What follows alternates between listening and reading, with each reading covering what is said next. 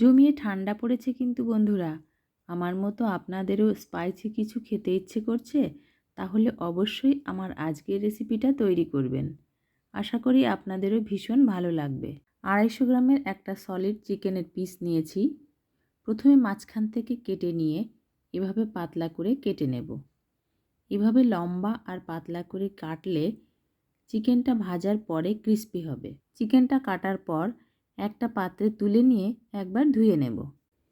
এবার ম্যারিনেট করব। প্রথমে দেব লেবুর রস, আধা টেবিল চামচ আদা রসুন বাটা, স্বাদ মতো লবণ, আধা চামচের কম শুকনো লঙ্কার গুঁড়ো, আধা টেবিল চামচ গোলমরিচের গুঁড়ো, সামান্য কাশ্মীরি লাল লঙ্কার গুঁড়ো। এবার সমস্ত কিছু হাত দিয়ে ভালো করে ম্যারিনেট করব। মিনিট খানেক সময় ধরে ম্যারিনেট করে ঢাকনা দিয়ে ঢেকে রাখবো 25 থেকে 30 মিনিটের জন্য। এবার capsicum, red bell pepper, yellow bell pepper একটু লম্বা আর পাতলা করে কেটে নিয়ে একটা পাত্রে রেখে দেব। ম্যারিনেট করা চিকেনের মধ্যে 2 টেবিল চামচ ময়দা আর 2 টেবিল চামচ কর্নফ্লাওয়ার দিয়ে দিলাম। চিকেনটা আবারও হাত দিয়ে ভালো করে ম্যারিনেট করব। মনে হচ্ছে আরও একটু কর্নফ্লাওয়ার দিতে হবে। 1 টেবিল চামচ মতো আবারও কর্নফ্লাওয়ার দিয়ে দিলাম। চিকেনটা আবারও কিছুক্ষণ মাখিয়ে নিয়ে এবার তেলে ভেজে নেব। ভাজার জন্য কড়াইতে পরিমাণ মতো তেল দিয়ে দিলাম।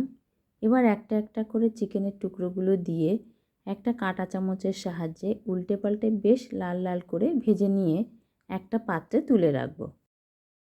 বাকি চিকেনের টুকরোগুলো একই রকমভাবে ভেজে নিয়ে তুলে রাখব। এবার একটা ফ্রাইং প্যানে যে তেলে চিকেনের টুকরোগুলো ভেজে নিয়েছিলাম সেখান থেকে 2 টেবিল চামচ তেল দিয়ে দিলাম। তেল গরম হয়ে গেলে 4 থেকে 5 কোয়া রসুন কুচি আর হাফ ইঞ্চি আদা কুচি দিয়ে 10 থেকে 15 সেকেন্ড ভেজে নেব। এবার এর মধ্যে কেটে রাখা capsicum, red bell pepper, yellow bell pepper দিয়ে দিলাম। স্বাদ মতো লবণ দিয়ে দিলাম। হাই ফ্লেমে এবার 2 থেকে 3 মিনিট ভেজে নেব।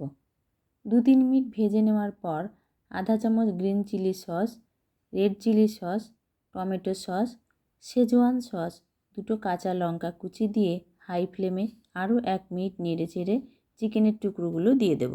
চিকেনের টুকরোগুলো দিয়েও 1 থেকে 1.5 মিনিট নাড়াচাড়া করে নিয়ে ওপর থেকে ছড়িয়ে দিলাম আধা টেবিল চামচ সাদা তিল।